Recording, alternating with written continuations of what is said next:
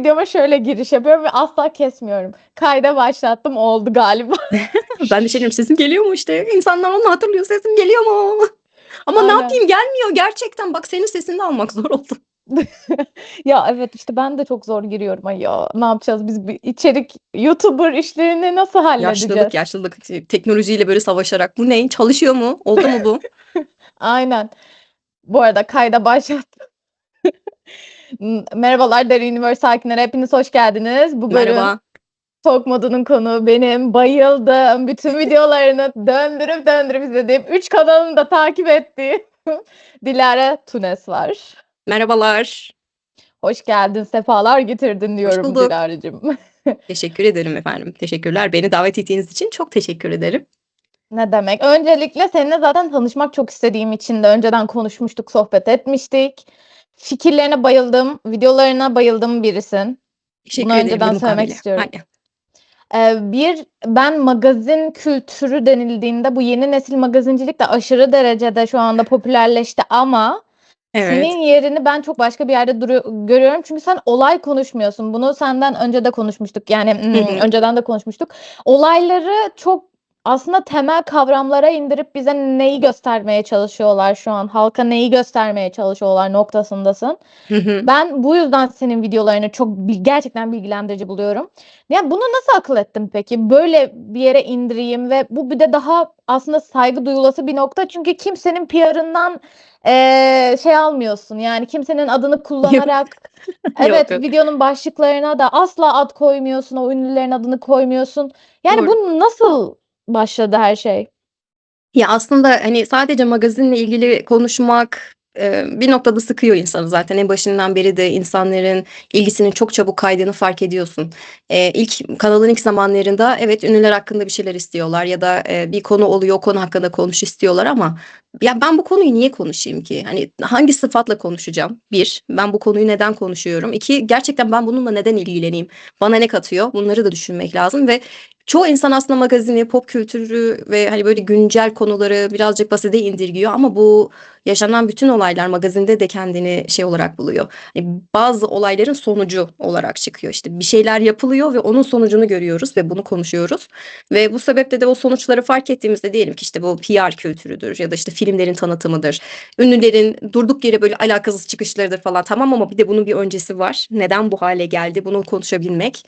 Yani daha mantıklı gibi geldi bana. Sanki insanlar da bunu konuşmak istiyor bence. Çünkü kimse açıkçası salak değil. Hani böyle işte oturayım da sadece şu ünlüyü takip edeyim falan. Hiç olmadı ki zaten öyle. Hiç kimse, yani dünyadaki çoğu insan zaten tamam evet bir ünlü hakkında konuşulur ama o ünlünün yaşadığı mevzudan çok kendi hayatımızla bağdaştırabildiğimiz tarafı da önemli olur ya bazen.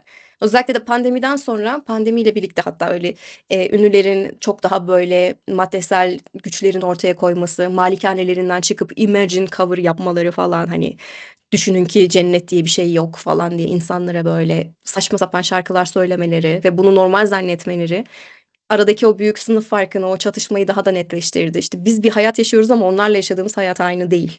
Biz neden bu insanları takip ediyoruz ya da biz niye sürekli bunlarla, hani, bunların bombardımanına uğruyoruz? Bunlarla alakalı medya araçları falan çıkıyor. Bunların daha çok sorgulanması da birazcık açıkçası kanalları o tarafa itiyor ister istemez. Çünkü gerçekten, hani, ünlünün, güzel suratına bakmıyorsun. Ünlünün o güzel suratının arkasındaki hikayeyi de merak ediyorsun. O suratın o hale gelmesinde ve bizim bunu, güzel bulmamızdaki sebebi de merak ediyorsun. Bunlar daha çok konuşulmalı ve gerçekten şu an dünyanın, hani, gidişatı bu olduğu için açıkçası ben memnunum. Sadece magazin konuşmuyoruz artık. Hı, Sadece pop kültürü yok. Başka şeyler var altında. Öyle diyelim. kesinlikle. Ya bu arada bu çok da yani şimdi kendini şey yaptın, herkes senin gibi yapıyormuş gibi lanse ettin ama değil. Öyle değil yani. Mesela çoğu magazin kanalı ve yeni nesillerden de çok var. Olay bazlı konuşuyor ve yani clickbait çok kullanıyor. Ve bunları Evet. kavramlara indirmektense sadece hani bir gıybet paylaşırmış gibi, hani arkadaşlarına gıybet paylaşırmışsın gibi lanse ediyor bütün olayları, öyle konuşuyor. Ben buna da Evet. okeyim bu arada. Ama bence Yani. yani işte politik duruyorum şu an. Politik duruyorum. Politik davranmaya çalışıyorum ama ben mesela senin gibi içeriklerin, senin yaptığın gibi içeriklerin sadece magazin başlığı altında zaten olmadığını, Hı hı. gerçekten de o Engineering of constant dediğimiz Hı Türkçesi hı. nasıl çevrilir? Yani Rıza inşası. ha evet, Heh, rıza inşası. Rıza e, inşası. rıza inşası dediğimiz olaya aslında hep em, bağlıyorsun ve oradan baz alarak devam ediyorsun olayları incelemeye ya. Hı hı. Bu işte biraz da aslında pazarlamayı da incelemek gibi bir şey. Hı Çünkü hı. magazin dediğimiz şey bu videonun da zaten bizim çekmemizin başlamamızın nedeni. Buradan seyircilere de söyleyelim. Benim aklıma PR ve magazinciliğin ilk başta ne kadar birbirlerine karıştığını yani bunu düşündüm ve Hı sonrasında hı. Dilara ile iletişime geçtim ve dedim ki bu konu hakkında konuşalım mı? Çünkü gerçekten de ben pazarlama okumuş biri olarak ve Dilara da magazin kültürünü çok aslında popüler kültürden alıp kavramlara da hani baz alarak devam eden bir insan olduğu için, içerik üreticisi olduğu için yani ikimizin de aslında ortak konusu. Bu PR Evet, ve magazinin arasındaki bu çizginin ne kadar soyutlaştığı. Böyle doğru. aslında başladık. Hı Konuya hı. böyle hani konuşmaya, sohbet etmeye başladık. Ve şimdi de mesela senin videolarında çoğu incelemelerin aslında insanların kendini gösteriş biçimini altında Evet, ne yatıyor? Aslında evet. pazarlama da bu. Hı hı. Kendini lanse etme biçimi, markaların, insanların yarattığı markaların, personaların kendilerini nasıl pazarladığı. Doğru. Doğru ve Yani hani bunlardan nasıl bir ders çıkarabiliriz? Her şeyi düşmüyoruz artık. Her hı, şeyi satın almıyoruz ya da biraz daha eleştirel bakabiliyoruz ve gerçekten işe yarar mı değil mi bunları biraz daha net görebiliyoruz belki de. Ve ben açıkçası şu bahsettiğin kanallar hani daha böyle gıybet tarzında yapanlar hani onlar da bir noktada önemli ama o tabloid kültürünün artık ne kadar işe yaramadığını ve sürekli olarak değişmesi gerektiğini konuştuğumuz için hani eskiden beri devam eden bir işte insanları linçlettirme, insanlar üzerinden yorum yapma. Bunlar hep bir şey olarak kalacak, alt kültür olarak kalabilir ama genel olarak çoğu insanın hani böyle yaş aldıkça da fark edeceği şey şu, özellikle de bu pop kültüre çok ilgisi olan insanların da evet böyle bir şey var ve ben bundan zevk alıyorum ve ben bundan zevk aldığım için neden yargılanıyorum? Bir bunu sorgulayacaklar büyüdükçe. Çünkü birileri çıkıp diyecek işte bu da magazin takip ediyor ya da işte ne bileyim bu da işte filmler hakkında konuşuyor ama işte bilmem ne falan diyecek belki. Ama hani sen bundan zevk alıyorsundur ve sen kendini bu konuda geliştirmişsindir bir şekilde. Bilgin vardır, bir ortaya koyabileceğin bir şey vardır ve o sebeple de kendini daha farklı görebilmen gerekecek bir noktadan sonra. İnsanlara bu işte gıybetle devam ettirerek bir şeyleri basite indirgemek ve o sorgulama yeteneğini elinden almaya çalışmak gibi bir mevzu olabilir. Bu sebeple de ben açıkçası tamam ikisini de takip eder mesela. Gıybetten de zevk alır, öbüründen de zevk alır. Gayet de hani keyiflidir, güzel bir şey geçirir ama günün sonunda gerçekten oturur bir düşünür. Ben ne yaptım? Hani ben ne çıkardım buradan diye eninde sonunda bir ayna tutar. Bu önemli bir şey ve özellikle de bu medya araçlarının daha da demokratikleşmesi işte YouTube gibi platformlar, insanların çıkıp karşılıklı konuşabileceği ortamlar bu konularda biraz daha eğitimimizi artırabilecek olan şeyler. Çünkü eskiden sadece iletişim fakültelerinde gösterilen bir takım şeyler varken şimdi biz sadece izleyerek veya birbirimizle konuşarak da bunları geliştirebiliyoruz. Ve bu sebeple de özellikle de işte neyin PR olduğu, neyin gerçekten magazine girdiği ve bunun giderek böyle soyutlaşması senin dediğin gibi daha böyle konuşulur bir konu haline gelmeli. İleride bunu daha fazla göreceğiz gibi geliyor bana da. kesinlikle ve yani şöyle bir şey de var. Senin videolarını da kaynak alarak söylüyorum. Çoğu video referanssız bir Hı hı. şekilde bilgi paylaşıyor ve ben senin videolarında işte beni asıl çeken şeydi senin çok referans veriyor olman ve bütün description o şeylerde alt açıklamalarda o referansları veriyor olman. Çünkü o kadar çok içerik üretiliyor ki Hı neyin hı. doğru neyin yanlış olduğu gene izleyende kalıyor ve Evet. izleyip düşünmeden, okumadan, araştırmadan direkt inanma içgüdümüz var. Evet. İnsani olarak sabırsızız ve hızlı ve fast food bir Hı dönem hı. yaşıyoruz. Ama mesela seni izlediğimde keşke diyorum bu diğer kanallar da referanslarını vererek bilgilendirseler. Hı Çünkü hı. bir shorts izliyoruz, bir reels kaydırıyoruz. 1000 tane bilgi Hı giriyor hı. aklımıza. Ama nesi çöp, nesi gerçek bunu bilemiyoruz. Ve bir de bir süre sonra o kadar tekrarlıyorlar ki mesela yanlış bilgiyi sürekli tekrarlıyor ve Evet. daha sonra yanlış bilginin gerçek olduğuna çok fazla inanan insan çıkıyor ve bunu değiştirmek de daha sonradan büyük bir emek istiyor. Bu noktaya gelmeden en başta daha dikkatli olmak. Ya özellikle de magazinde kendini çok fazla. Çünkü herkes böyle şeyi hisseder. Hani hemen konuş, işte bir konu oldu, hemen bununla ilgili bir dur bakalım, görelim ne olmuş, ne bitmiş. O yok kimsede. Hemen o gün konuşulsun, hemen o gün dedikodusunu yapalım.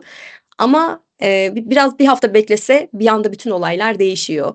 Daha farklı Evet. şeyler ortaya çıkıyor. Ama insanların buna sabrı yok. Hani bir olay oluyorsa bunu sonuna kadar takip edeyim, göreyim, ondan sonra fikrimi oluşturayım yok. Hemen o anda dediğin gibi hap gibi tüketecek onu ve ardından hemen hızlıca bir sonraki konuya geçecek ve bu tüketim artık insanların beynini de birazcık basitleştiriyor gibi, bazı şeyleri algılaması falan da zorlaşıyor daha sonra.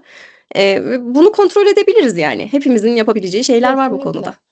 Ya bence içerik üreticileri olarak da aslında çok farklı değil bu durum. Bir olay Evet. oluyor ve hemen onun ekmeğini yemek diyeyim amiyane tabirle. Hem Ekmeğini de nasıl. yemek için hemen onun hakkında konuşmak istiyorlar. Hemen onun Hem de ekmeğini yemek nasıl. istiyorlar ve saçma sapan hiçbir referansı olmayan, hiçbir kaynağı olmayan ya da çok kaynağı olan Hı çok hı. fazla çöp kaynaktan aldığı bilgilerle sanki kesinmiş gibi lanse ediyor bunları. Evet, var, çok var. Bu bilgileri ve ben de şöyle oluyorum. Abi nereden biliyorsun? Evet. Nereden biliyorsun? Yani bunlar bir de bunlar genellikle ben biraz feminist bir yerden bakacağım ama kadınları aşağılayan yerden Of, hem de nasıl. ve kadınları suçlayacak yerden gidiyor bu bütün magazincilik. Ve bu Evet, YouTube'da da böyle. Mesela öyle. dedik ki hani yeni nesil oley hani yeni nesil daha Gen Z daha böyle akıllı daha artık feminist falan. Hı hı. Ben bakıyorum ve benim yaşımda o bütün YouTube ben Gen Z'yim. Hı hı. YouTube içerikleri üreten kadın erkek fark etmeksizin inanılmaz bir eril zihniyet de var. Var. Onların işte değişmesi için elimizdekileri daha dikkatli kullanabilmek zaman içerisinde belki daha fazla etkisini belki sizin nesil görmeyecek de sonraki görecektir ama Umarım. şimdiden işte bir şeyleri daha dikkatli kontrol edebilmek gerekiyor ve çok çok fazla böyle propaganda aracı olarak kullanılıyor her şey. Yani magazin de öyle, bu trendler de öyle, internet trendleri falan özellikle. Aman ya Kesinlikle Rabbi. öyle. Her şey bir propaganda aracı haline geliyor. O yüzden hani Her böyle şey bu. kitlelere hep böyle hitap eden her şeyde mutlaka bir alt metin var. Onları okumak çok önemli. O yüzden Çok. bunun eğitimlerinin daha fazla verilmesi gerekiyor bence kesinlikle. Senin bir videonda söylediğin o medya okuryazarlığı mevzusu Ay, evet. aslında bence toplumdaki herkese lise Hımm. çağından verilmeye başlamalı. Kesinlikle. Zaten var herhâlde artık. Şimdi öyle şeyler daha fazla var. Liselerde de bazı rehberlik hocaları bunu yapıyor ya da üniversitelerde bu konularda daha fazla girişim var bir şeyleri Hımm. göstermek adına.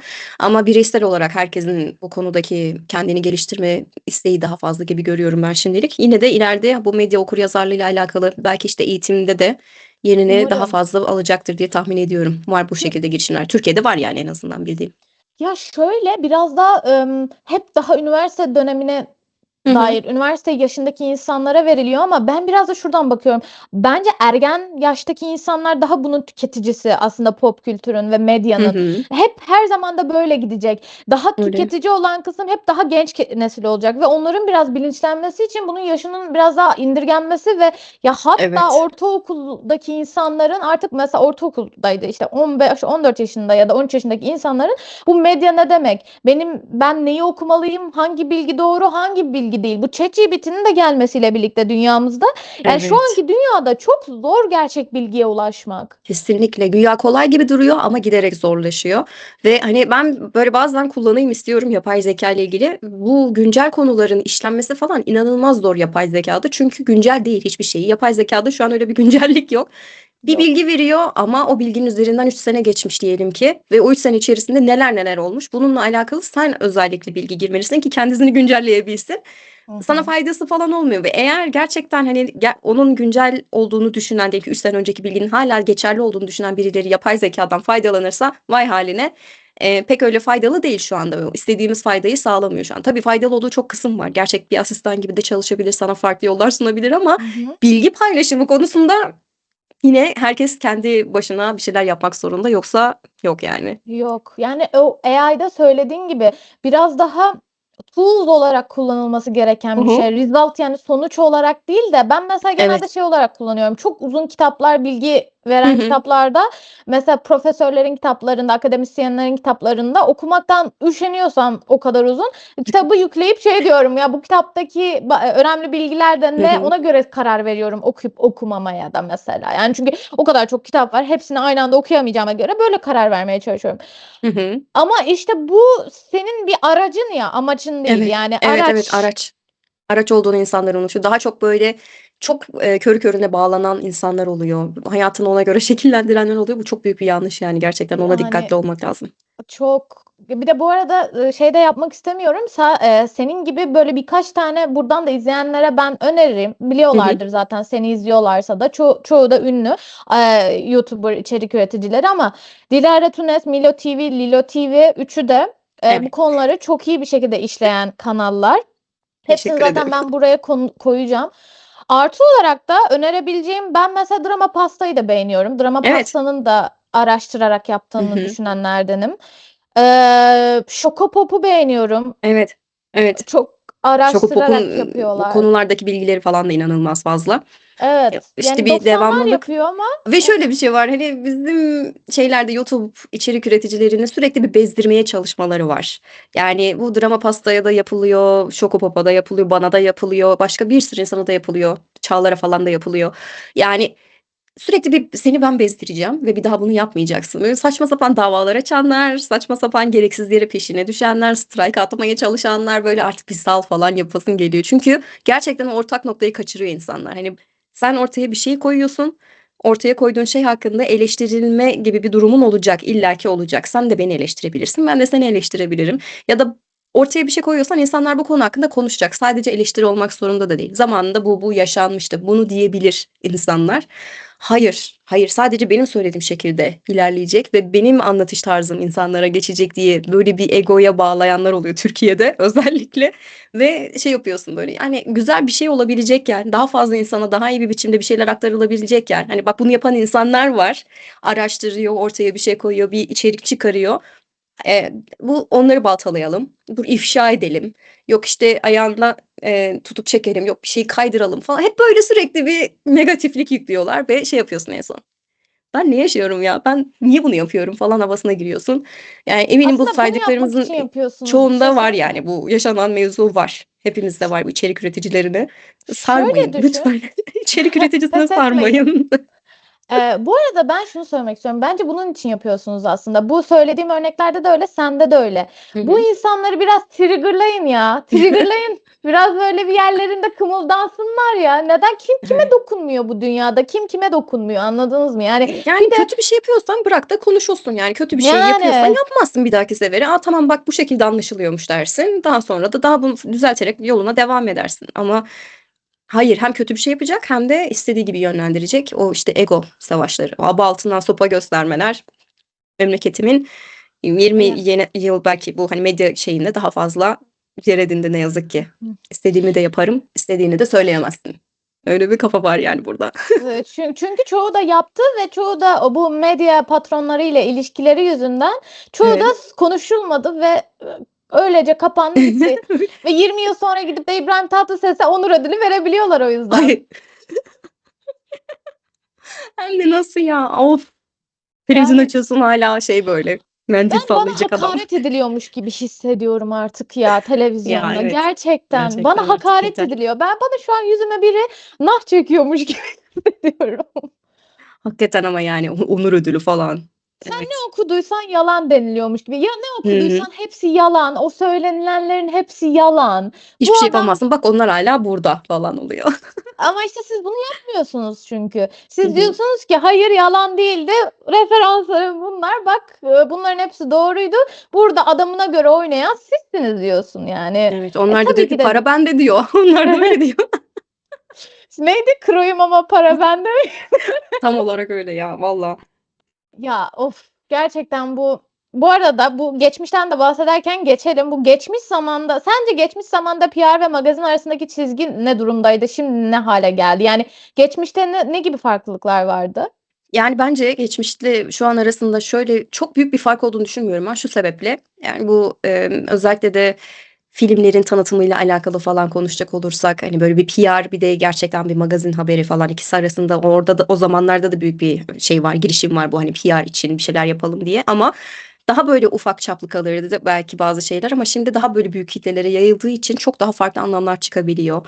Yani bir mesaj bir noktadan çıktıktan sonra farklı bir yere ulaşana kadar çok çok büyük anlamlar taşıyabiliyor. En baştaki niyeti olmasa bile işte dediğim gibi çok farklı gündemlere hizmet edebiliyor. Ve bu sebeple de insanların bu konularda dikkatsiz davranması demek çok büyük bir tehlikeli silah haline gelebiliyor ve magazin haberiyle bu PR arasındaki bir tanesi birazcık şeydir açıkçası hani ben birazcık zorlayayım da bir şeyler çıksın. Öbürü belki de hani gerçekten organik bir biçimde konuşulabilecek bir mevzu. Ama ikisi de daha büyük kitlelere hitap ettiği için günün sonunda bir silah olarak onlara karşı kullanılabiliyor. Ve bu sebeple hani geçmişle aradaki fark belki de budur. Belki ufak bir kısım insan konuşacakken, belki o konuyu takip eden insanlar konuşacakken hiç alakası olmayan insanların önüne de çıkıyor artık. Ve bu da beklenmedik sonuçlar yaratabiliyor. Evet. Aradaki Yani fark bence o. aynen öyle ve mesela ben de bir baktığımda ilk başta bana çok değişmiş gibi gelmişti ilk Hı başta. hı. Hani böyle magazin çok değişti ya Hı falan hı. gibi ilk aklıma gelen buydu. Sonra araştırmaya başladığımda aslında magazinin de YouTube'daki magazinin de çoğunluktaki Evet. magazinden bahsediyorum. Senin gibilerden Hı değil. hı. Daha gerçekten geçmişte sarı basın denilen o jurnalizm Hı hı. kavramını clickbait'le aynı şeye döndürüyorsun. Aslında ortamın, platformun farklı, mecran farklı ama yaptığın şey aynı. Evet, kafa da aynı. Kafa Yani da saldırdıkları aynı. insanlar da aynı, hiç değişmez.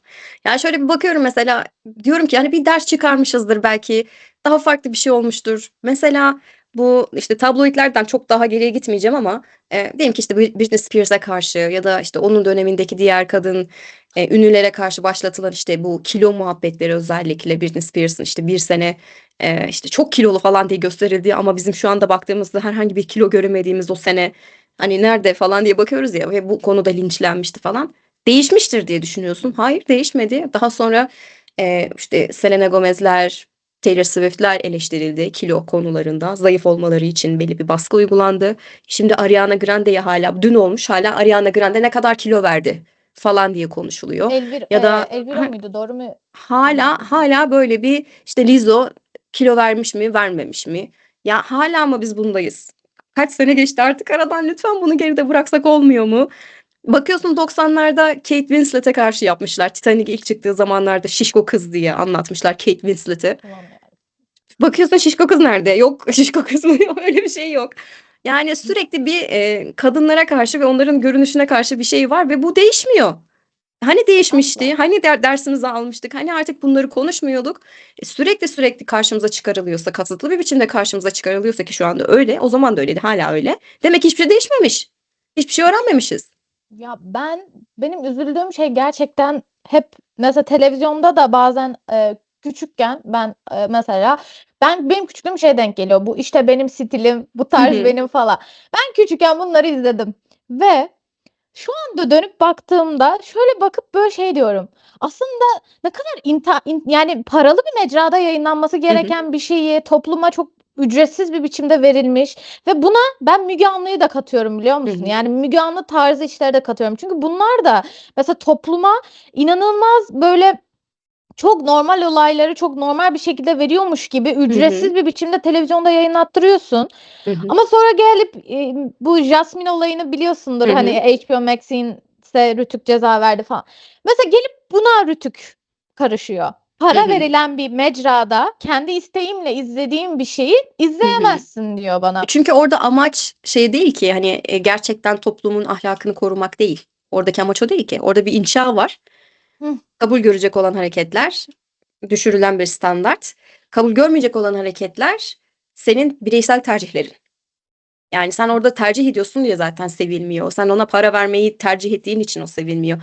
Orada gerçekten kendi ne bileyim bir kanalında yayınlasa desek işte şimdi burada çok büyük bir ders verilecek, burada bambaşka bir olay anlatılacak, bir sürü de reklamını yapsalar hiç kimse sesini çıkarmayacak ona. Yani O kanalda mesela bu Müge Anlı'nın yayınlandığı kanalda deli gibi kadına karşı şiddet gösteren ve bunu normalleştiren diziler yayınlandı. Ha tamam, Güzel. sonrasında güya verdiği ders şey işte hani kadına şiddet kötüdür diye bir ders verdiğini Ben iddia buna ediyor çok ama sinirlenirim. sürekli olarak gösterdiği o şiddet içerikleri ve bunun böyle pekiştirilmesi orada insanların aklında daha çok işte bak bu da insanların başına geliyor, televizyonda bile gösteriliyor gibi kalıyor. Yani orada bir inşa var. O inşada senin bireysel tercihlerin yok. Sen bireysel olarak bir şey tercih edemezsin, o yasak. Zaten işte otoriteryen alt tonlar oradan geliyor. Aynen öyle. Yani bir de o hedef kitle Hı daha hı. evde oturan ve eğitim durumu daha düşük kitleye. Çünkü neden? Çünkü öğlen saati o saat evde kim var? Okula gitmeyen biri var. Hı hı. Ya da işte işi evde olan biri var Hı hı. da diyebiliriz. Her neyse ama Ya genel anlamda düşünmesi biraz daha az düşünmek potansiyeli olup da izleyebilecek insanlar ben de var şöyle aslında. görüyorum onu daha çok. Bu sabah gündüz kuşağında özellikle de kadın demografinin izleyeceği zamanlarda kadınlara biçilen rol ve kadınların izlemesi gereken şey diye sunulan bir Hı, şey var. Onlar için hazırlanmış bir mevzu var. Siz bunu evet. izleyeceksiniz. Siz buna layıksınız ve siz sadece bunu göreceksiniz. Çünkü Hı bak hı. dışarıda da böyle oluyor. Bak dışarıda insanlar neler yaşamış gibi falan. Bu zaten onlara hak görülüyor, tamam mı? Ve hani bu kişinin herhangi bir eğitim seviyesine falan sahip olmasına da gerek yok. Bu sadece sadece cinsiyetinden dolayı sana hak görülen bir mevzu. Akşam vakitlerinde de saçma sapan ve seviyeyi aşağı çeken şeyler var. Futbol Tabii. programları adı altında böyle saçma sapan yorumlar yapan, işte rock falan tayfa. Hani böyle bir garip garip insanlar ya da saçma diziler. Yine aynı şekilde 3 saat süren bir dizi ve içinde hiçbir şey olmuyor dizide. Böyle bakıyorsun sadece. Hani bir sadede gel bir şey olacak mı? Yok. Orada da sürekli bir aşağı çekme var seviyeyi. Ve genel olarak insanlara karşı bir şey var. Hani siz bunu izleyin, bu yeter size. Lütfen fazlasını da istemeyin. Ve öbür tarafta diyelim ki başka bir platformda parasını vererek insanlar daha farklı bir şey izlemek istiyor. Bunu da kontrol etmeye çalışarak işte kendi oyuncusunu sokarak, kendi senaristlerini sokarak, kendi hikayesini sokarak bu olayları kontrol etmeye çalışanlar orada da var. Ve hepsi bütün bir haldeyken kime hizmet ediyor? Bunları sorgulamak lazım. Kime yarıyor bu iş? Bunu sorgulamak lazım. Neden yurt dışında farklı yerlerde daha güzel işler çıkıyorken bizde de o kadar güzel hikaye varken ve bunlar daha güzel bir biçimde anlatılabilecekken çıkmıyor? Sistemik bir sıkıntı var demek ki burada yani. Sadece hani Aynen öyle. e, eğitim seviyesine göre belirlendiğini düşünmüyorum ama herkese işte sen busun falan diye gösterilen bir şey var. Mesela Tabii benim çok canım. sevdiğim bir video var. Biraz ondan bahsetmek isterim hemen 2 dakika. Hemen. Meryem'in Kazıklı Maria'nın bir tane videosu Hı, vardı. Hatta orada bu gelin evleriyle alakalı videolar yaptıktan evet. sonra bu gelin evi programını yapan kişinin aslında bir sosyolog olduğunu ve oturup kitap yazdığını, sonradan bu programı yaptıktan sonra Hı hı. gördükleriyle alakalı bir kitap yazdığını falan anlatmıştı. Ve orada inanılmaz bir şey çıkarmışlardı. Özellikle işte kimler anlaşacak, işte kaç tane tesettürlü kız seçilecek, kaç tanesi açık olacak, kaç tanesi kavgacı olacak, kaç tanesi böyle olacak, evi nasıl olacak falan, her şeyi planladıklarını. İşte bu toplum inşasıdır. Bu bayağı büyük bir inşadır. Sen Aynen insanlara neden öyle. bunu gösteriyorsun mesela, böyle bir şey. Ve bunu izleyip işte bak demek ki yeni evlenen kişiler böyle yapıyormuş. Çeyiz odası falan böyle. Hani çeyiz odası diye bir şey yok. Arkadaşım o kadar kimsenin çeyizi yok. Ya da Sinirlerim bozuluyor. bir misafir gelince böyle bir oda dolusu yemek falan koymuyor kimse. Yalan söylemeyin, öyle bir şey de yok. Ama Ya da yapman gelen misafir de lazımmış tutup gibi. işte ya bu da ben bunu kullanmıyorum, sen bunu ne kadar aldın, pahalıya almışsın da demiyor. Yani böyle saçma sapan şeyleri normalleştirip gösterenler ve hani orada şöyle bir çıkarım var. Hiçbirinin evinde bir kitap yok ya. Bir tane kitap koyun, hani kenarda bir kitap olsun, bir kütüphanesi olsun falan, yok. Yok. Bilerek seçiliyor bu tipler. Bilerek seçiliyor bu insanlar. Ve normal olarak gösterilenler bunlar. Kasıtlı bir biçimde tercih edildiği için de işte sorgulanması gereken şeyler haline geliyor. Bu arada eklemek istiyorum. Kazıklı Maria da bence bunlardan biri. Senin gibi hani Kesinlikle. gerçekten derinlemesine ben bütün o inceleme videolarına Hı bayılıyorum hı. ve benim pazarlamayla da ilgili inanılmaz şeyler çıkartıyorum. Özellikle Britney Spears kitabını incelediği videoda. Evet. Bir de Nickelodeon'dan Jennifer McCartney'nin bir tane I'm Glad My Mom Died diye bir kitabı vardı. Annemin Hı hı. öldüğüne sevindim mi ne, öyle bir çevirisi var. Evet, evet. O kitabı incelediği bu iki video incelediğimde bak o kadar dedim ki PR ve magazin ne kadar birbirine içine geçmiş bir Evet. şey yani ve bir noktada Britney'i öyle bir pazarladılar ki babası tarafından bizde Hı hı. öyle bir pazarlandı ki kadının sanki deli olması, deli olma hakkı da yokmuş gibi ve Evet. o yani Kötü bir kadının gün geçiremez, canı sıkılamaz, aynen öyle. bunalamaz. Yoğun bir hayatı var zaten, bir sürü şey yaşıyor. Hani bunu kabul etmek zorunda. Belli bir kalıp olmalı ve bunu çekebilmelisin yani. Yoksa sen ne biçim annesin, sen ne biçim insansın?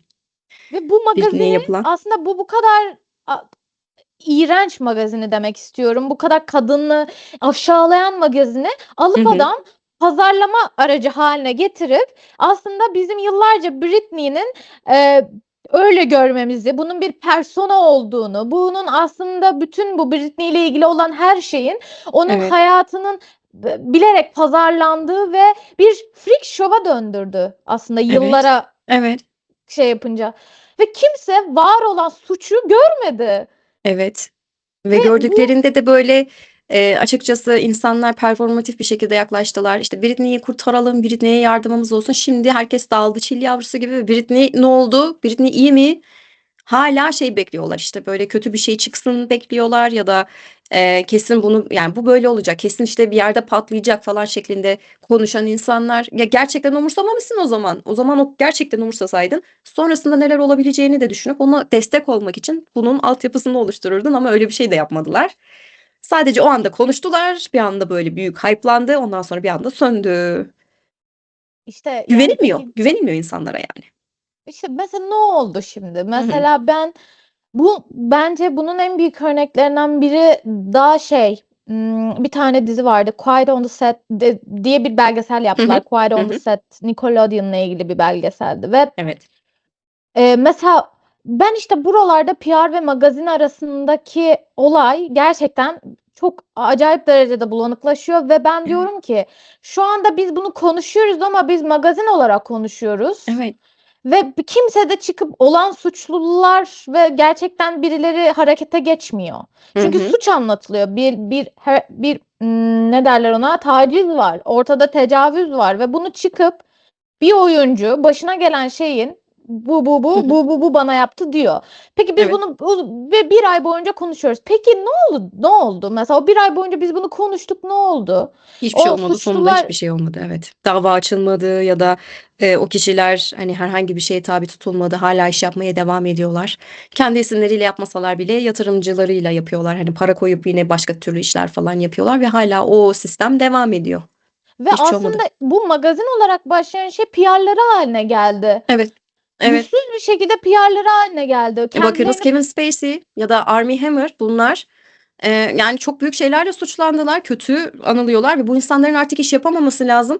Geçen bir açıp bakıyorum, Kevin Spacey şey demiş, işte hani iş yapacak ve yolunu yapıyor adam şimdi. Bana bir şey olmadı falan ve hatta onun hakkında da şöyle haberler çıkıyor, işte suçsuzluğu kanıtlanmış Kevin Spacey falan şeklinde başlıklar atılıyor. Şey oluyorsun böyle, kanıtlandı mı gerçekten, öyle bir şey oldu mu, ben ne kaçırdım galiba ara falan diye. Aslında pek yani öyle olmadı. Kendisinin kabul ettiği olmadı. birçok şey var. Bir sürü sıkıntı var. Ya da aynı şekilde bu şeyi de göreceğiz. İşte Epstein listesinde adı geçenler vesaire falan. Çok büyük suçlardan bahsediliyor. İsimler geçiyor ve Trump, mesela Donald Trump, bunu alıp kendisini parlatmak için falan kullanmanın yollarını arıyor şimdiden. Çünkü diyor Ben ki bana hiçbir şey olmaz. Böyle inanamıyorum. bir düşüncesi var. Çünkü gerçekten bu zamana kadar sistem bu insanları kayırmış. Kötüye bir şey olmamış gerçekten. Yani o yüzden her şeyi bir Ama PR haline getiriyorlar. Ve biz bunu beni magazin şok hakkında eden halinde şey konuşmaya devam edersek, dediğin gibi iyi olmayacak. yok. Ya Yok mesela yani. beni şok eden şey eskiden gene bu para babalarıyla olan ilişkileri yüzünden ortaya çıkmadığı için sanki Evet. başlarına bir şey gelmiyormuş gibi hissediyordum. Hı hı. Şimdi bütün her şey ortaya çıkıyor ve onları reklam malzemesi haline getirip yüzsüz gibi Evet. kendilerini pazarlıyorlar ve iş yapıyorlar, para kazanıyorlar. Sean Combs'un Evet. belgeseli çıktı Netflix'te Evet. ve bu arada onu da story'den paylaştım çünkü sinirlerimi şu bozdu. Şeyine baktım. Cover page'inde sanki bir rock and roll bir adamın belgeseliymiş gibi. Hı hı. Sen rock and roll bir adam bir rock and roll hayat yaşadı ve başına neler geldi. Hani Evet, öyleymiş gibi anlatılıyor. Ki lanse aslında ediliyor. yani belgeselde o hani bir de 50 Cent'in hani böyle bir bayağı bir etkisi var ya orada, hani bu adam en başından beri böyleydi ve biz bunu biliyorduk. Bunu konuşmak için yapılmış bir şey. Ama pazarlanırken işte o mesajı unutuyorlar biraz. O pazarlanırken o mesaj bir geride kalıyor ve aradan 5 sene geçecek ya da birileri unutacak. Belki birilerinin hiç haberi olmayacak ve bunun daha farklı bir biçimde algılayabilecek. Çünkü muhtemelen o zamana kadar bu hapisten de çıkar gibi geliyor bana. Yani o yüzden pek olumlu bir şey olmuyor. Günün sonunda verilmesi gereken o mesaj verilmiyor gibi geliyor. Yok yani bir de bu kadar fast food tüketim Hı hı. döneminde sen çıkıp da bana, yani ben mesela şuna da sinirleniyorum bir tık artık. Bir şey kapağına bakarak Hı hı. şey yapmayın diyorlar ve kapağına bakarak, lanse edilişine bakarak gel bir izle, gel bir izle.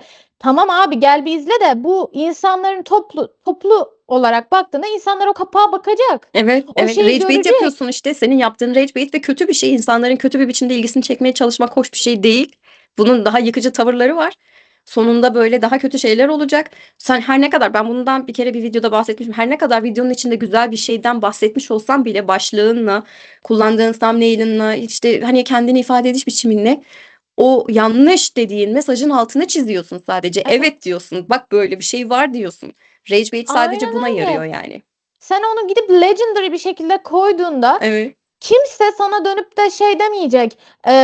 Ne Ne bileyim güzel yani, eleştirdin falan demiyor ne yani. Yok. güzel eleştirdin demiyor. Çünkü ve Yok. sen hatırlanış biçimini de ona göre şey yapıyorsun. Evet. Sen sonra, yıllar sonra dediğin gibi öyle hatırlanacaksın. O kapakla hatırlanacaksın. Evet. Bunu anlatamıyorsun Bunlar işte. Anlatılmıyor. gerçekten sinirleniyorum ve böyle şey oluyorum. Rage atmak ne demekmiş burada, Hakikaten ya. onu yapıyorum ve benim mesela çok sevdiğim bir belgesel var. HBO Max'teydi ve şu anda izleyemiyorum. Allah kahretsin, Londra'da HBO Max yok. Ve çok sevmiştim. O Sean Combs'un gerçekten böyle bölüm bölüm belgeselini yapmışlar ve bu olaylar olmadan, hatta biraz daha öncesine dayanıyor Hı hı. belgeselin yapımı. Bu yüzden de hoşuma gitti belgesel. Hı. Belli bir pop kültür ve konuşuluyor diye yapılan bir belgesel değil. Hı hı. Gerçekten bu adamı anlatmak isteyen ve bu adamın, adam diyorum ama adam Adam demişim. adam demiş. Neyse işte böyle bu kişinin yaptığı her şeyi baştan başlatarak anlatan bir belgesel. Adını gerçekten unuttum. Hı hı. Ama HBO Doğrudur. Max'te var. Hı hı. Türkiye'de izlerler izleyenler. Evet. Ve böyle şey olmuştum. Bak işte mesela bu tarz anlatılsa okey, varım. Hı Bir de hı. zaten çıkış hikayesi de ona yani olan bir, hadi bunun ekmeğini yiyelim yerinden paylaşılmamış. Netflix öyle Evet. yapmıyor. Onlar yok. Onlar Epstein'i yapmaz. Hı hı. Onu mesela, yapmazlar ya. hepsini de yaptıkları şey. Şimdi gene 5 yaşındaki çocukla fotoğrafları Hı hı. çıktı Epstein'in ve Hı hı. hani, peki mesela ne olacak? Ben çok merak ediyorum. Bu olay nereye varacak? Çünkü çoğu ünlüye dokunacak bu. Sean Combs Puff Daddy'de de dokundu. Ashton Kutcher'a hiçbir şey olmadı. Hiçbir Halen şey daha olmadı. Evet. film yapıyor, dizi yapıyor. Hiçbir şey olmadı. Ve benim kurulduğum Ashton Kutcher niye bilmiyorum ama daha Evet yani. fazla da vardır eminim. Çok var. Ama Hı. hiçbir şey olmadı. Şu anda hatta konuşulmanın ekmeğini yiyorlar. O olay tarafından konuşulmanın, hani iyi kötü haber olmaz mantığının aldılar o magazin olayını, pazarlama haline getirdiler ve şu anda reklamlarını yapıyorlar. Evet, biraz öyle şu anda gerçekten. Yani ileride gerçekten ben bu özellikle Epstein mevzusundan çok fazla bir şey çıkacağını zannetmiyorum. Çünkü işte hem insanların böyle hani unutturulmaya kaç sene oldu gerçi unutturamadılar ama yani her şey tamamen ortaya çıktıktan sonra da kimsenin umursayacağı bir noktada olmayacak gibi. Özellikle de bu Prens Andrew, artık prens de değil ya. Andrew mu diyorsunuz, ne diyorsunuz siz oradakiler? Yani ha- Endi diyoruz biz ya. Andy hedefendi. Neyse işte şey yani genelde tam bir sonuç göremeyeceğiz gibi geliyor. Özellikle de bu hala Donald Trump Amerika'da başkanken bunun bir sonucu olmaz gibi geliyor ama e, yani o kadar çok yerden var ki sadece tek bir görüşten falan da değil, tek bir politik duruştan da değil. Çok farklı yerden insanlar işte bir bakıyorsun profesör de var, Chomsky falan.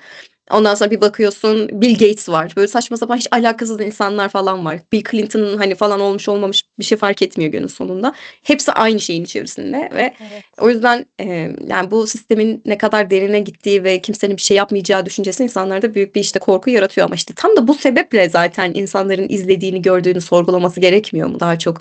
Çünkü oldukça uzun bir zamandır bu insanlar ya iyiymiş gibi ya da normalmiş gibi mesela şimdilerde şey yaparlar ya bir milyarder övmeye çalışırlar. Onları savunmaya çalışırlar. Sen neden milyarderleri savunuyorsun? Neden onları böyle Evet. övmeye çalışıyorsun?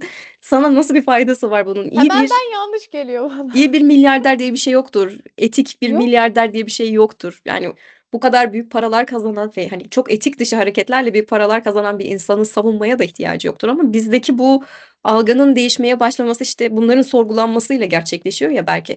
Ve işte gerçekten pandemiden sonra bir kırılma var. İnsanlar böyle onlar ve biz şeklinde görmeye başladı bazı şeyleri. Bir tarafta hiçbir şey olmadan hayatına devam edenler, kuralların kendileri için geçerli olmadığını düşünen, para sahipleri, ün sahipleri işte artık kimi koyarsan oraya o sırada. Bir taraftan da işte kirasını ödemek için çaba gösteren, sevdiklerini kaybeden, çok büyük sıkıntılar yaşamak zorunda olan, hayatını bir türlü toparlayamayan insanlar ve bu çember hani giderek daralıyor açıkçası. Ve insanlar böyle artık yeter falan kafasına girdikçe bir şeyleri daha fazla sorgulamaya ve belki de insanları ileride daha büyük adımlar atmaya da itecek. Öyle olduğunu düşünelim. Çünkü var olan sistemde Umut zaten ediyoruz. bunlara bir şey olmadı. Yani Evet. kendi reklamlarını yapmak haricinde hiçbir şey olmadı. İşte bu sebeple de medya araçlarının da değişmesi gerekecek. İnsanların kendilerini eğitmesi de gerekecek. Daha farklı şekilde bir şeylere odaklanması gerekecek. Hepsi böyle domino taşı gibi birbirinin ardına gelir gibi geliyor bana. Yani umarım, umut ediyoruz. Ya bizim işimiz de burada oturup konuşmak bunları ve insanların Evet, hani bir tık unutmamasını, sorgulamasını sağlamak ve her seferinde kendilerini update'lemelerini sağlamak ya. evet. Bu da hayatın içerisinde yapmamız gereken şey gibi ama aynı zamanda da şöyle düşünüyorum biliyor musun? Bunun olması demek kapitalist düzendeki bütün çarkların diye inmesi demek ve para mevzusunun tamamen kaybolması gerekiyor dünyada bunun olabilmesi için ve Yani evet birazcık öyle gibi. Late stage kapitalizm diyorlar ya sürekli hı işte hı. eleştirdikleri şey bu. Yani belki de olur öyle bir şey de olur kim bilir. Ya umarım olur ya. Yani çok isterim. Çünkü ben inanmıyorum iyi milyarder diye bir şey Yok olacağına. yok yani öyle Yok bir şey. olamaz. Birilerinin hakkını yemeden sen dünyadaki o parayı kazanamazsın. Yani Yok evet. öyle bir şey, öyle bir dünya yok. Maalesef yok. Ne Keşke yazık ki çok yok yani. alın teriyle bir yani milyarder olmuş herhangi bir işçi görmedim ben hayatımda. Yok. Ya da mesela aynen dediğin gibi bu pandemiyle de gelen bir şey ve artı bence kendi ülkemiz ve aslında Amerika'da olur. Çoğu afet bölgesi için de olur. Depremden sonra da biraz toplumun aslında bu konularda bilinçlendiğini umut ediyorum. Çünkü bir tane deprem profesörü söylediği bir şey vardı. O beni çok etkilemişti. Aslında çok basit bir şey ama hiç depremde ölen zengin biliyor musunuz demişti. Doğru. Ve Hı doğru hı. değil mi? Yani bundan daha basit bir şey olamaz. Hiçbirimiz aynı gemide değiliz kardeşim. Böyle bir şey yok. Böyle bir dünya yok. Hele ki gelişmemiş ülkelerde hiç yok. Yani Yok. çoğumuzun oturduğu ev Türkiye'de gerçekten de kimin elinden çıktı? Hangi prosedüre göre çıktı? Deprem şeyine göre mi yapıldı? Kurallarına göre mi yapıldı? Son bütün şeyleri yapıldı mı? Ne derler Hı hı. ona? Gözlemler, Kontrolleriydi, denetim denetimleri. yapıldı mı? Belli değil. Ve sen oturup da o evlerde yaşıyorsun ve dönüp Evet. de şimdi o zenginlerin haklarını savunayım mı?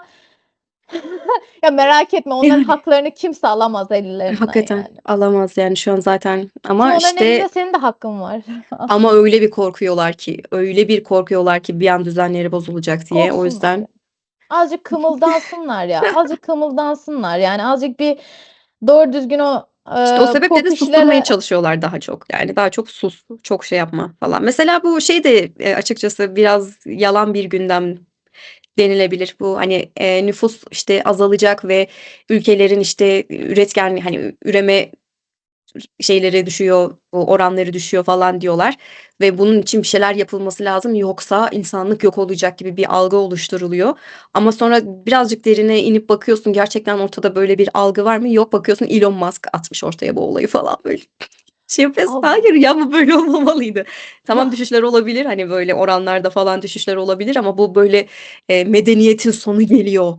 Üreyin gibi bir şey değil. Açıkçası pek öyle bir Bu şey yok. sağcılığın bence yükselmesi, bütün dünyada sağcılığın Hı yükselmesiyle hı. gelen ırkçılıkla birlikte, Evet o da var. milliyetçilikle birlikte bunların da sonucu ne? Tabii ki de çocuk doğurmak, o ırka, o millete ait insanların çoğalması, toplumun Aslında pek daha öyle de değil ya. Daha çok bu tarz hani büyük düşüncelere sahip olan işte bu hani daha faşist düşüncelere sahip olan tarafların tek düşündüğü şey işte para ve işte çalışacak paradan adam lazım, üretecek birisi lazım ve tüketecek de birisi lazım ki hani bu çark dönsün. Eğer senin bu işte onların ürettiği yapay gündemleri alacak bir çocuğun olmazsa, onların ürettiği sahte ürünleri alacak kimse olmazsa o zaman her şey boşa gidecek ve bu sebeple de bir şeyleri devam ettirmek istiyorlar. Yoksa gerçekten kimsenin Sonu gelmedi. Hiçbir, medeniyetin de sonu gelmedi, bir milletin de sonu gelmedi. Ortada öyle bir şey de yok.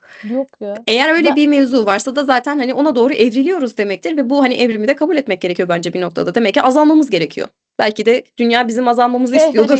O da olabilir Ya bu yani. arada dediğim şey aslında bak düşündüğümde dediğim şey senin dediğin yere bağlanıyor. O ırkların, milliyetçiliğin fazla olması ve kendi ülkenden insanla sadece. Çünkü bence toplumun o rollerini bozmamaya çalıştıkları için, Evet. ülkelerin birbirleri arasındaki rollerini bozmamaya çalıştıkları için de ve bu zaten sonucunda parayı getiriyor ve parayı kimlere getiriyor? İşte toplasak 10 kişiye falan, 10 Evet.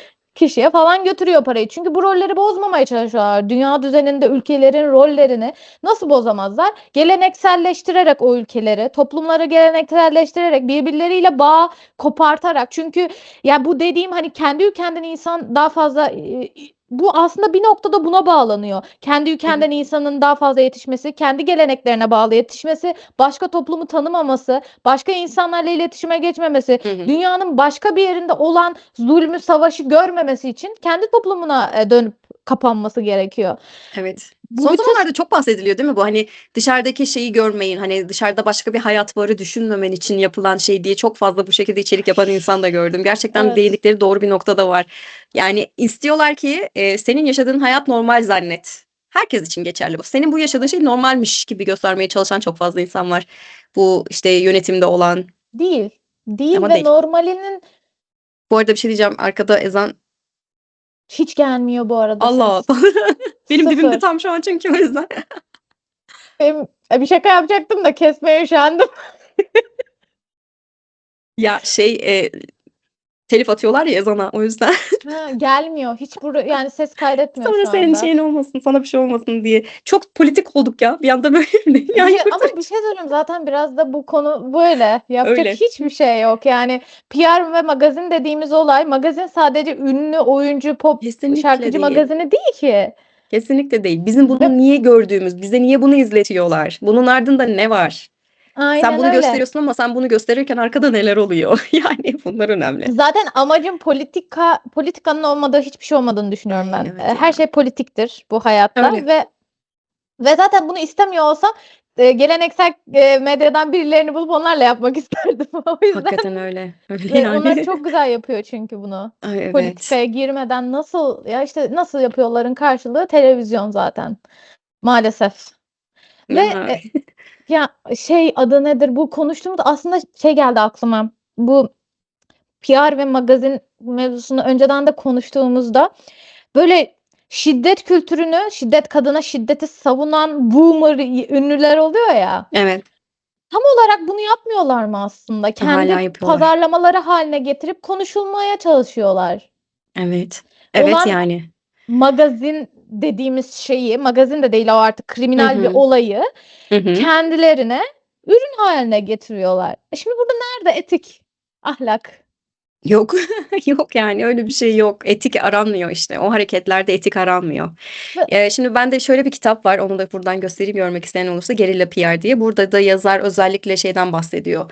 Hani bu konularda etik aramayın. Yani illa böyle ahlaka değer bir şey yaparsanız işte etik olursanız işinizin sonucunda güzel şey olur gibi bir şey beklemeyin. PR'da öyle bir şey yok diye bir kafası var. Çünkü hı onlar hı. daha böyle kapital tarafından baktıkları için hani kısa vadede hani birilerine zarar vermeyecekse direkt olarak bunu kullanabilirsin şeklinde tanıtmış insanlara zamanında ve ne yazık ki bu işte boomer kafaların kendisi de boomer yani bu arada onu söyleyen kişi de boomer. Evet.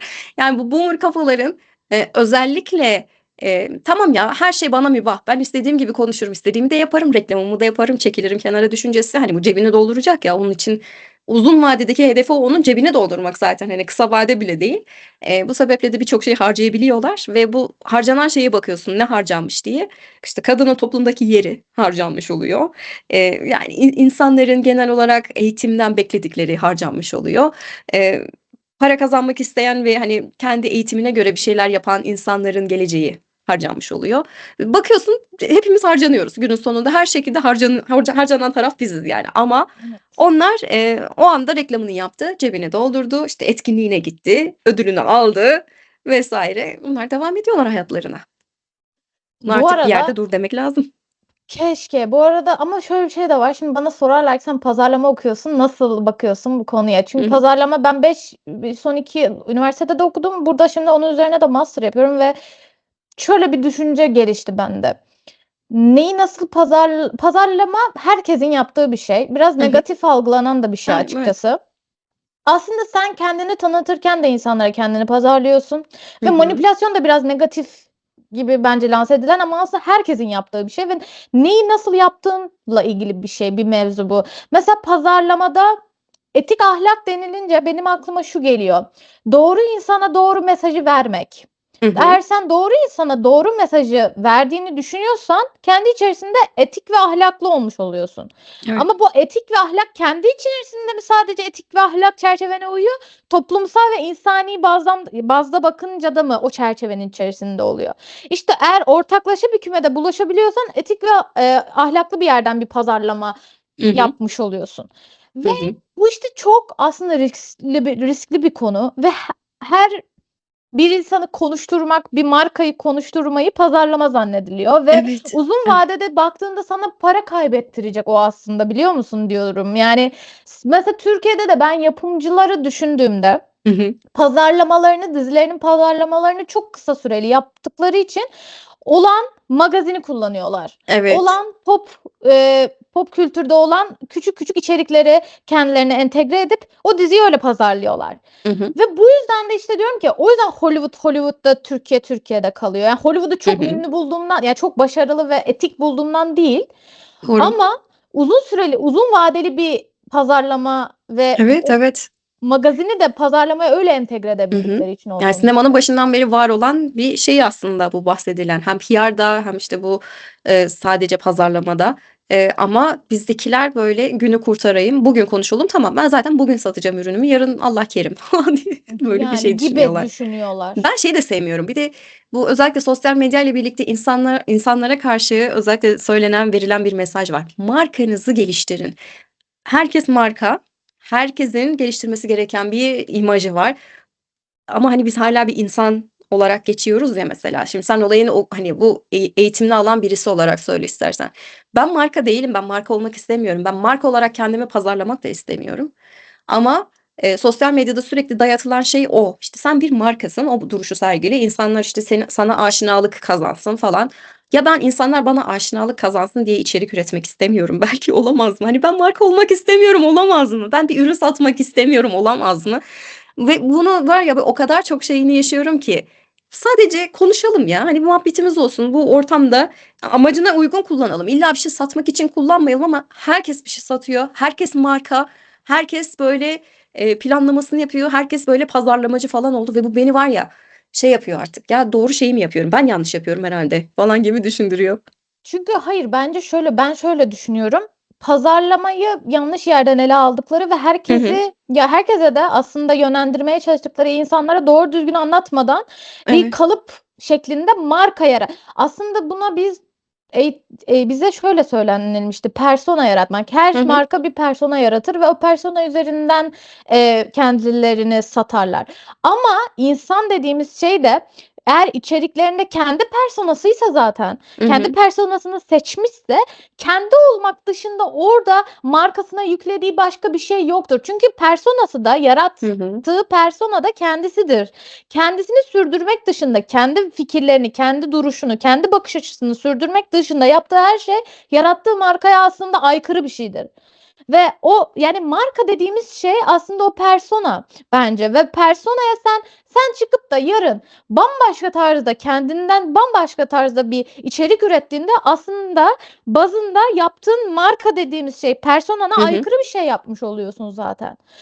Bu da marka Hani geliştirmek demek değil. Bu aslında markanı yok etmek demek. ya, evet, çok fazla yanlış kullanılıyor bir şeyler o zaman, öyle diyebilir miyiz yani? Bence İnsanlara kesinlikle sürekli öyle. bak bunun da mesela eğitim olarak daha çok insanlara verilmesi gerekiyor belki de. Özellikle, işte, sosyal medyada kendini ifade etmek isteyen, bir platform sağlamak isteyen insan. Yani herkes bir şeyi satmak zorunda değil. Herkes dediğin gibi o personayı, hani, farklı bir biçimde oluşturup onun dışına çıkamayacak şekilde hareket etmek. Yani bunlar gerçekten çok sıkıcı şeyler. Mesela bulunduğumuz platformlar da hep aynı şeyi yap ister.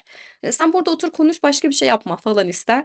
Ve ben artık böyle daralıyorum böyle şeylerden. Artık bunu aşsak mı acaba? Biraz farklı bir şeyler mi yapsak? Hani Yetmiyor. Yani sürekli aynı şeylerle boğuşuyorsun gibi hissediyorsun ve yani günün sonunda bir ortaya çıkarmak istediğin içerik, günün sonunda ortaya koymak istediğin belki de o haber değeri taşıyan mevzu üzerine getirdiğin eleştiri bir şeylerin arkasında kalacakmış gibi oluyor yani.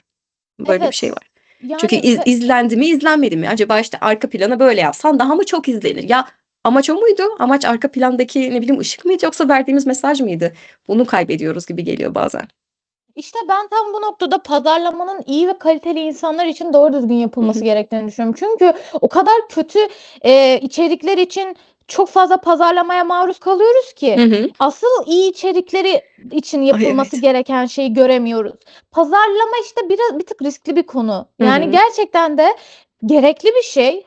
Evet. Hatta iyi olanın öne çıkabilmesi için çok gerekli bir şey. Ama iyi olanı doğru pazarlamıyorsun ki diğer Şöyle bir tarafta. kafaları da var. Ben neyi pazarlarsam satarım zaten deyip İşte ya. her türlü içeriği böyle ortaya çıkarmaya çalışan bir takım böyle hani belki de bu işin eğitimini almış olan insanlar var. Bazı ajanslar, özellikle bazı stüdyolar ben kimi koysam oraya zaten izlenecek falan düşüncesiyle Öf. hiç umursamıyorlar bile ve şey oluyorsun artık ya ben ne izliyorum ben ne yapıyorum ya niye hepsi birbirine benziyor bunların böyle bir şeye giriyorsun günün sonunda içerikleri izlerken falan. Bence tarihte de baktığımızda doğru ünlenmiş markalar da, doğru ünlenmiş, konuşulmuş insanlar da doğrularından bahsediyorum. Hı Gerçekten hı. insanları etkilemiş insanlardan bahsediyorum. Yani insanların hayatlarına etki etmiş insanlardan bahsediyorum. Hepsi kendi kişiliğine sahip çıkmış insanlar olduğunu düşünüyorum ben. Evet Ve doğru. markaların Doğru. çıkışında da kendi yoluna sahip çıkmış, kendi yolundan devam eden markalar mesela şu anda doğru bir yerde olduğunu düşünmüyorum Netflix'in ama Hı hı. çıkışının kendi yolunu koruduğu için aslında şu anda neden Netflix Warner Bros'u alıyor muya kadar yükseldi. Evet, evet. Çok Bunu ilginç bir olay. bunu dün ben Kafeinsiz YouTube kanalını takip ediyor musun? Oradan bir Hı hı. Kafeinsiz'in sahibi orada konuşan Berk'le konuşmuştuk. Bir tık benden daha farklı düşünüyor ama aynı zamanda da kafamı da açan bir yerde. Çünkü illa kontrast iyi bir şey. Yani senden farklı düşünen insanlardan bir şey alıyorsun. Hı Kendi hı. kafanda bir yerlere oturtturuyorsun vesaire. O yüzden beni geliştirici bir sohbetti ama şöyle bir şey de var. Mesela orada bu daha kesinliği olan bir şey değil. Hı hı. Ve şeyin altını hep çizmeye çalıştı o da. Bu neden mesela kesinliği varmış gibi şu anda lanse ediliyor? Kesinlikle, kesinlikle. Onu ben de çok sorguladım yani. Dedim ya niye tamam madem eğer böyle bir değişime uğrayabilirse ve sürekli hala başka teklifler verilebilirse ve bu süreç halinde olan bir şeyse ve bu sürecin daha başındalarsa neden oldu bittiye getiriliyor her Hı şey? İnsanların gözünde tamam bak bu iş oldu. Şu an onlar satın aldı zaten falan hı. gibi Hı. gösteriliyor. Evet. Çok Ve doğru bir şekilde ya hakikaten sorulmuş bir soru. aynen öyle ve bunun da aslında Netflix'in yanlış kendini pazarlama stratejisi olduğunu, sosyal medyayı Bence de. boostlamak için Evet. yanlış ve kendi yolundan çıkan bir pazarlama stratejisi olduğunu düşündüğüm için. Ama Hı hı. ilk çıkışında Netflix kendi personasını doğru bir şekilde kullandı ve o aslında unique personasını e, ke- Hı farklılaştırabildi hı. çünkü farklıydı. Zaten Evet. personası oydu. Yani sana evde film izleme şey yapıyordu, offer. Hı hı. Burada da o kadar çok şey oldum ki Türkçe kelimelerim azaldı. Yemin ediyorum gidiyor. Gidiyor yani. Olabilir, Sana bir şey olmaz. sana başka bir şey hizmet veriyordu. Hı hı. Diyordu ki ben sana evde film izleme keyfi sana vereceğim. Hı hı. Şimdi mesela diyor ki ben Warner Bros'u alacağım, sinemaya da vereceğim. Nereye vereceksin sinemaya filmlerini? Hangi filmini vereceksin? Ne kadarlık kalacak? Bunu bilmiyorsun. Ama işte Evet. şimdi kendilerini sanki Warner Bros'u da alabilecek bir pazar, bir markaymış gibi Hı lanse hı. ediyorlar. İşte şu anda mesela benim gözümde Netflix pazarlamasını yanlış yöne çevirmiş bir Hı marka. hı. Evet, olabilir. Evet, doğru. Yani Yani, evet, bunların hepsi sorgulanacak. Daha önceden sorgulanmadıysa şu anda artık sorgulanacak. Senin kapasiteni sorgulayacaklar. En başta sorgulamadılar ama şu an sorgulayacaklar. yani mesela ben inanmıyorum kimsenin Warner Bros'u aldı diye Netflix'i de alacağını. Hani Hımm. mesela Warner Bros içerikleri var diye mi Netflix'e geçecek insanlar yoksa gene nokta nokta cehenneminden izlemeye devam mı edecek? Bunu nasıl bir Netflix'e Evet, doğru. Netflix'in evet, yani adını kuvvetlendirecek bir şey yok. O işte piyasa içerisinde, kendi içindeki endüstride bak ben de böyle yapıyorum gibi bir hava kasmak için yapılmış bir hareketti. Ama bu daha kötü patlayabilirdi. Evet, daha sonuçlanmadı çünkü her şey tam yani olarak bitmedi. Yani diyelim ki aldılar, gerçekten bu hani sonuçlandı ve bir iş çıkaracaklar. Daha sonra işte bak Netflix yaptı da böyle kötü olduğuya gelecek her şey ve bunun geri dönüşü de zor olabilir yani. Çünkü senin çok işlerinin kalitesi sorgulanacak, senin prodüksiyonun sorgulanacak, işte kapasiten her şekilde sorgulanacak ve insanlar olumsuz tarafından bakmaya da çok meyilli zaten ve büyük düşmanlar edindin. Şu anda sen çok büyük düşmanlar edindin yani. James Cameron. James Cameron, Ya işte Christopher yanlış Nolan yerden ele falan. alıyorlar çünkü ben ya bazen şöyle oluyorum. Abi ne kadar salak insanları ünlü etmişiz gibi geliyor bazen. James Cameron bir de salak dediğim insan, anladın mı? Ya da işte Christopher Nolan'a salak derken buluyorum kendimi, işte tekelleşmeyi öne sürdüğünde. Bir Evet, önceki evet. konuşmamızda demiştik ya, hani orada da demiştim siz de tekelsiniz. Bunu Hı niye hı. buradan ele alıyorsun mesela? Çünkü çok saçma. Evet, Bullshit bir çok farklı yerden. bir biçimde ele alabilecekken böyle kendilerinin de suçlu olduğu taraftan ele almaya çalışmaları muhteşem bir şey ya, böyle bir aymazlık. Kendileri çok iyi yapıyormuş da onlar kötü yapıyormuş gibi Tabii göstermeleri. tabii. Christopher Nolan bütün filmlerinde no name kullanıyor ya Evet. hepsinde. Tekelleştirecekmiş Netflix. Sadece aynı isimlerle çalışacakmış. Ya Halbuki Allah Nolan aşkına. kimlerle çalıştı. Ya Nolan, yani doğru söylüyorsun. Mesela doğru söylüyor. Leonardo DiCaprio çok no name şu anda Tabii kullanmak. yani, yani hiç ne Ya da ki Hans Odyssey Zimmer falan. mesela. Hans Odyssey'yi çok Zimmer'la. heyecanla bekliyorum bu arada filmi. Ama her taraftan ünlü çıkıyor. Sadece Evet. ünlü. Yani bütün Evet full yani. top 10 oyuncuları alıp koymuş yani. Bu Biraz tekel öyle, değil mi evet. abi? Yani böyle farklı bir şey çıkarmış olsa, böyle gerçekten oyunculuğunu konuşturan, yani başka yerde fırsatını bulamamış da burada oyunculuğunu konuşturacak olan birisi olsa gerçekten izlersin ama zaten garanti adamın oyunculuğunu biliyoruz mesela ve onu Evet. oynatıyorsun sen Onu orada. oynatıyorsun. Hans Zimmer'e gidiyorsun müzik için. Ya Yani kim bilir kaç tane müzisyen var. Bu ülkede kaç tane soundtrack yapabilecek insan var. Bu evet. ülkede dedim ya, onun ülkesinde. Hadi dünyada her yere sen Öyle. ulaşabiliyorsun. Nolansın ya. Beni şu an istesen gelip bana ulaşabilirsin yani. Hı hı. Dünyanın her yerine ulaşma imkanın var ama sen gidiyorsun Hans Zimmer'le yapıyorsun. Ya şimdi bunu gidip tekelleşmeden öne sürerek bana anlatırsan ben sana derim ki sen ne diyorsun? Ne Ya diyorsun yani? hakikaten öyle ama yani ne diyorsun sen? Ve buna Çok saçma. inananlar da var işte. Bu haberi okuyup Evet. hemen direkt tekelleşmeye Hı gidecekler hı. diye Hı hı. bir yerden savunanlar da var. Evet, evet, hemen böyle bak işte kötü. Yani hemen şey var kafalarında. Bak kötü olacak. Hep aynı adamlar oynayacak falan diye. Yani hep Ayşe Barım oyuncuları oynayacak. Onlar zengin oldu. Of, bir şey söyleyeyim mi? Bence PR'ın ve magazinin en iyi çalıştığı ünlü, net söylüyorum, hiç de kesmeyeceğim burayı, Hande Erçel. Kesinlikle. Doğru. Çok iyi çalışıyor. Hande Erçel ve Burak Özçivit olduğunu düşünüyorum. Bu iki karakterin Hı hı. ülkenin şeyi gibi, özeti gibi iyi çalıştığını, PR ve Kesinlikle. magazin Kesinlikle. ilişkisinin. Öyle Ya yani. acayip, mesela ben niye o insanları biliyorum ve aslında oyuncular, ama tutan hangi, mesela hangi işleri bizi çok etkiledi? Yok ya, öyle bir ben bilmiyorum.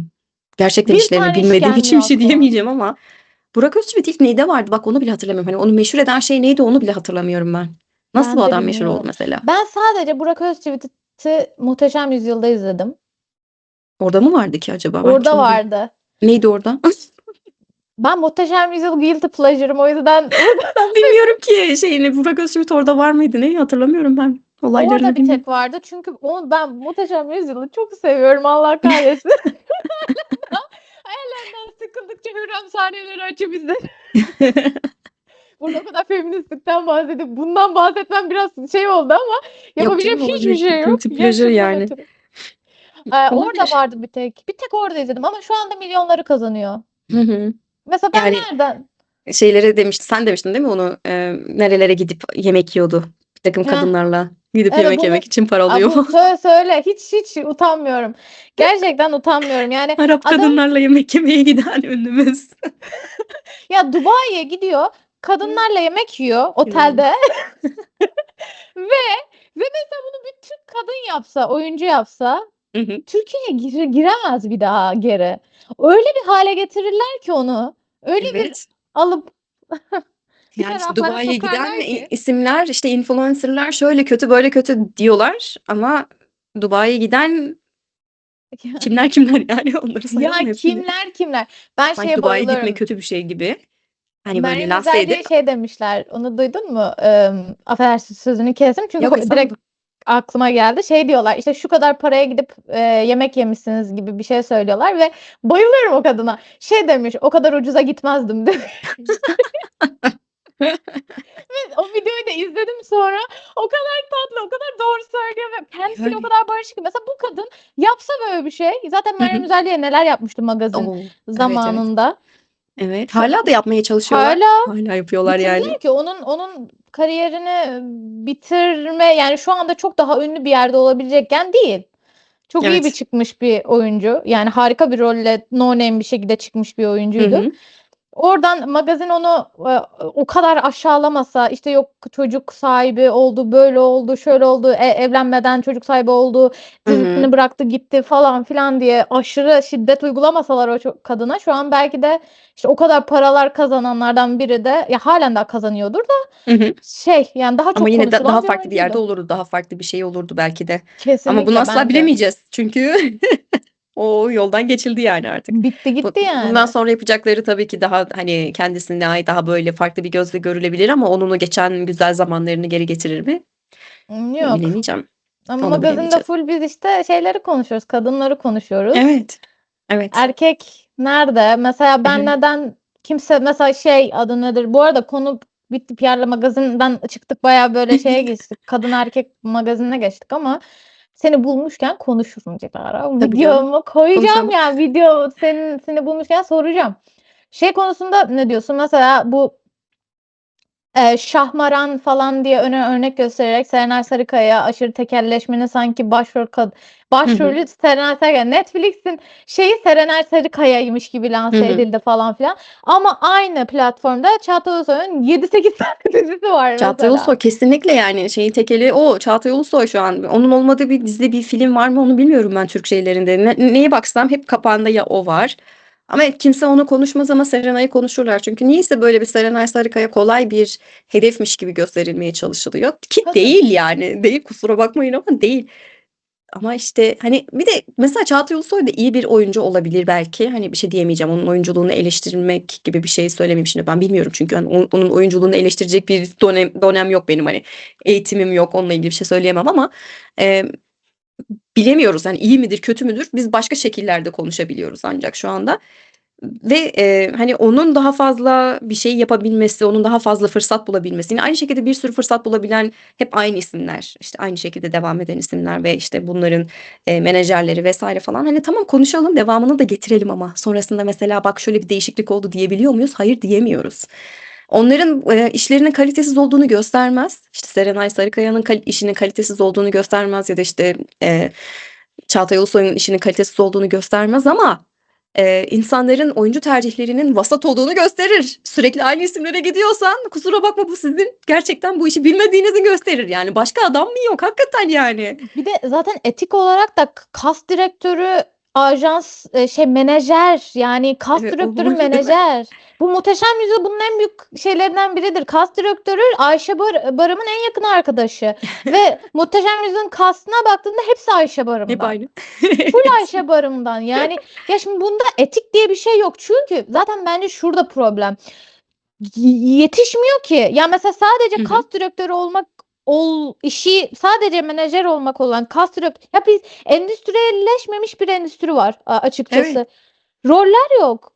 Evet yok. Ya kim Hepsi mesela hepsi kas birbirine geçmiş. direktörü Hepsi birbirinin içinde. Onun için bununla konuşman lazım. Öbür için de aynı kişiyle konuşman lazım. Hep aynı kişiye çıkıyor kapılar ve o işte kapıları da öyle güzel tutuyorlar ki kimse geçemiyor ister istemez ya oralarda. şey Bayağı gibi bir zor. şey bu. Beyin cerrahının gidip de ortopediye girmesi, ortopedi Hmm. ameliyatına girmesi gibi bir şey aslında. Şimdi Evet. doktorluk çok buraya konuluyor ya. Hı hı. Aslında her endüstride roller var. Ama bu Evet. bu bu sektörde rol dedin yani sektörün rolleri yok. Yok evet. Yok. Herkes her yere kayıyor. Yani abi kimsenin eğitimi farklı olmaz mı? Kas direktörüyle menajerin eğitimi nasıl aynı olabilir mesela background'u neden aynı? Ya Eğitim mesela falan diye mi? Ne eğitimi? Ne eğitimi? Sen neyden bahsediyorsun şu an? eğitim ne ya? Ne eğitim? Ya ben Eğitim hadi eğitim. bunu üniversite seviyesine tabii kas direktörlüğü programı açın demiyorum yani ama Yok ama yok kas yani öyle. direktörlüğüyle ilgili bir workshop atıyorum. Hı hı. Menajerlikle ilgili bir workshop. Farklıdır. Ya hep şöyle bir şeye inandırmışlar kendilerini. Usta çırak ilişkisi olarak geçiyormuş şeyde endüstri. Türkiye'deki bu endüstride bütün olaylar usta çırak ilişkisiymiş. Ama usta hem çırak hem kalfa hem usta aynı zamanda başka kimseyi yetiştirmiyor. Yetişmeye çalışan insanların da önünü kesiyor. Yani öyle bir usta var ki hiç kimseye hiçbir şeye fırsat vermiyor zaten. O işte ustalık olmuyor. O başka bir şey oluyor. Eğer sen kimsenin önünü açmazsan, kimseye fırsat vermezsen zaten usta olmuyorsun. Sen orada başka bir şey oluyorsun. Ve böyle bir zaten ortada öyle bir şey de yok. Yani İstanbul'da çalışmak istemeyen insanların en büyük sebeplerinden bir tanesi bu. Yani gideceğim ama hani zaten kafasında birisi var. Mesela senin yerine işte en yakın arkadaşının diyelim ki işte hani onun yaptığı gibi 16 yaşındaki çocuğunu alabilir işe. O yapar ya ben onu yetiştiririm o benim çırağım olur der. Ondan sonra 2 sene eğler o çocuğu. Ondan sonra 2 sene sonra o çocuk der ki işte anne ben yurt dışına gideceğim. Bu birebir yaşanmış bir olay bu arada. Ben yurt dışına gideceğim orada yaşayacağım der. Basar yurt dışına gider. Ondan sonra işte benim yetiştirdiğim çırağım yurt dışına gitti orada çalışıyor falan diye bunun havasını atar ama ortada yapılan ne bir iş vardır ne çıkan bir şey vardır ne hani katılan bir emek bir hiçbir şey yoktur ama günün sonunda bakmışsın şeydir işte onlar çalıştı falan olur. İşte nepotizm aslında buydu. Hani bu sanattaki nepotizm buydu. Başkasına gerek yok ben kendi adımımla çalışırımdı. Ve bu nepotizmi Allah'ına kadar yaşatıyorlar kendi içlerinde. Ve hani oyuncu olarak çıkıp daha sonra işte böyle prodüksiyona giren, yönetmenlik yapan insanlar da sadece kendi arkadaşlarını oynatıyor filmlerinde. Bu da var Türkiye'de. Yani giremezsin. O ortamın hani kankası değilsen o kişinin o ortama giremezsin. Şimdi aynı şeyi mesela YouTube'a da yapmaya çalışıyorlar ve tutmayınca o kadar gülüyorum ki ben. Yani böyle ajansların hali hazırda zaten izlenen kişilerle çalışmak yerine ben işte kendi ünlümü buraya koyarım bir tane talk show yaparız falan diye. O talk show'da tutar bir şekilde tuttururuz izlenmelerle bir şey yaparız işte satın alırız falan. Bakıyorum izlenmiş mesela ama yorumlara bakıyorum yorumlar çok az ve yorumlar satın alınmış o kadar belli ki satın alınmış yorumlar. Ama gören der ki işte bak nasıl işte ünlüydü şimdi de YouTube'a geçti ve YouTube'da iş yapıyor. YouTube'da podcast yapıyor. YouTube'da talk show yapıyor falan. Hayır. Sizi istemiyorlar. Siz istenmiyorsunuz. Siz burada sevilmiyorsunuz. Kendinizi belki daha sonradan sevdirebilirsiniz. Bunu yapan insanlar da var. Bunu yapan tiyatrocular var mesela. Melis Yeşiten falan yapıyor bunu. Bence o çok iyi. Aynen aklıma o geldi. Ama geri kalan hani tepeden inme isimler Zero. nerede Bir tane iyi patlayacak çok merak görmedim. ediyorum onu yani. O sizin yerleştirdiğiniz insanlar industry plant onlar tutmuyor işte sevmiyorlar. İnsanlar sizi sevmiyor. Yapamazsınız onu. Ben direkt ad Tutmuyor. versem mi diye düşünüyorum biliyor musun? Hiç tutmayan ve gerçekten yani izlerken de sinirlerimin bozulduğu bu insanlara para vereceğinize no name isimlere para verin ya Allah aşkına ya. Yapmazlar yok ya. Bir ara yapanlar vardı böyle gerçekten güzel yeteneği olan komedi tarafı daha ağır basan insanlara böyle program yaptıranlar vardı. Onları da harcadılar, onları da yediler yani. Nerede yok O ki. kadar tüketmeye alışkınlar ki o işte şey piyasa, bizim endüstrimiz şey, oyuncu endüstrisi bilmem Evet. neydi falan. İnsan harcama üzerine gittiği için daha çok ne olacaklar ben de merak ediyorum. Tutmaz onlar ya. Yani işte En kötü ne ben olur biliyor musun? O koydukları ünlüler bir süre sonra sıkılacak, yapmak istemiyorum diyecek, değmiyor diyecek ve bırakacak yani. Tatilime yapar. gidiyorum diyecek, işte ne bileyim Mikonos'a gidecek, bir yere gidecek, bırakacak yani. Ev alacak Yunan'dan, Yani Yunanistan'dan. basar gider İngiltere'ye gelir işte orada yaşar. Aynen buraya gelip bana konuk oluyor. Ya sana yok ya şey yaparlar onlar. Bu ne ya falan yapar böyle bu ne? Tabii canım beni kimse iplemez ki. Benimle bir Allah'ım de ay. tipleri neyse çok şey olduk biz sinirlendik. Neyse bu video record'unu kapatayım ama sana record'dan sonra off record bir şey söyleyeceğim. Tamam. İsimleri vereceğim. Ben de söylerim off record bildiğim ünlüler. Vallahi doğru düzgün bir güç elde etsek keşke de ben var ya sallarım hiç umurumda olmaz. Zaten ben Londra'dayım da senin sorumluluğunu da alırım. Allah ama Direkt işte şey ben güme yaparım. giderim kesin yani. Sen güme gidebilirsin. O yüzden ben tek başıma kamerayı açıp bütün hepsine Yok ya ya demirden kullan. korksak trene binmezdik. Ben şu an o moddayım hiç sorun değil benim için. Bence Yani. sen de korkmuyorsun bu arada. Evet yani hiç sıfır. Kaderden Böyle kaçılmaz. adlarla birlikte istiyorsanız Dilara'ya gidin. Çünkü o baya benden çok daha süper bir şekilde adlarıyla herkesi böyle eleştiriyor yani. Bu videonun Biraz öyle sonuna oldu. gelelim. Ben çok teşekkür ederim Ben teşekkür ederim. Dilara. Çok sağ ol davet ettiğin için. Çok mutluyum. Yani müthiş güzel bir sohbet ve Ben de video mutluyum. oldu. Vallahi güzel oldu bence de. Benim de çok hoşuma gitti yani. Ben seni bırakmam. Devamında Ben daha sonra gömeceğimiz insanlar var. neler neler. Ben seni bırakmam valla. Yani kontağı da bırakmam zaten. Hı hı. Ben sana böyle video fikirleriyle beni engellersen de başka yerde Yok, engellemem. Ben engellemem öyle. Kolay kolay insanları engellemem. Çok kötü bir şey yapmaları lazım. çok kötü bir şey yapmayacağım ama yemin edebilirim. Teşekkür ederim. Dinleyenlere, izleyenlere de çok teşekkür ederiz. Evet, çok sağ olun. Hepinizi çok öpüyorum. Bir sonraki Talk Modu videosunda görüşürüz. Bay bay. Görüşmek üzere.